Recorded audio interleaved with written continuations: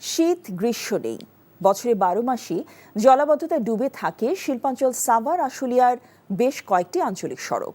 কথিত উন্নয়নের নামে অদূরদর্শী প্রকল্প আর অপরিকল্পিত ড্রেনেজ ব্যবস্থার কারণে বাসিন্দারা চরম ভোগান্তির শিকার হলেও দেখার যেন কেউ নেই।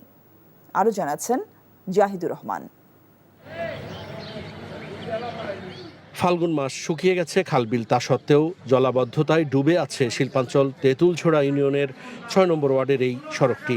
পরিকল্পিত ড্রেনেজ ব্যবস্থা না থাকায় সড়কের এমন করুণ পরিণতি দেখার যেন কেউ নেই, যে কারণে আঞ্চলিক এই সড়কটি রীতিমতো পরিণত হয়েছে নর্দমায়। বছর জুড়েই সীমাহীন দুর্ভোগের শিকার এখানকার মানুষ।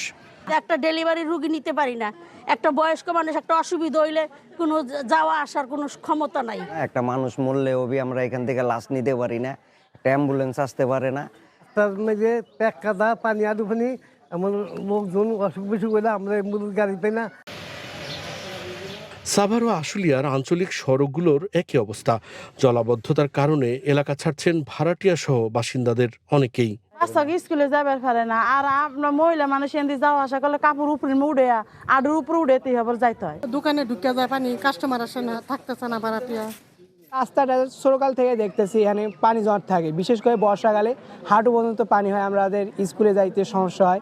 স্টুডেন্টের একটাই দাবি, এই রাস্তাটা অতি তাড়াতাড়ি নিরামত করা হোক, কারণ এই রাস্তার জন্য আমরা স্কুলে যাওয়া আসা করতে পারতাছি না। জনদুর্ভোগ নিরসনে কি ব্যবস্থা নিচ্ছে কর্তৃপক্ষ জানতে উপজেলা প্রকৌশলীর মুখোমুখি হলে মেলে সেই পুরনো আশ্বাস।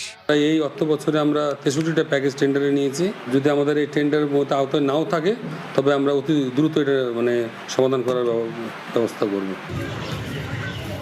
উন্নয়নের নামে অদূরদর্শী প্রকল্প, অনিয়ম আর দুর্নীতির মাসুল এভাবেই দিচ্ছেন তৃণমূলের মানুষ।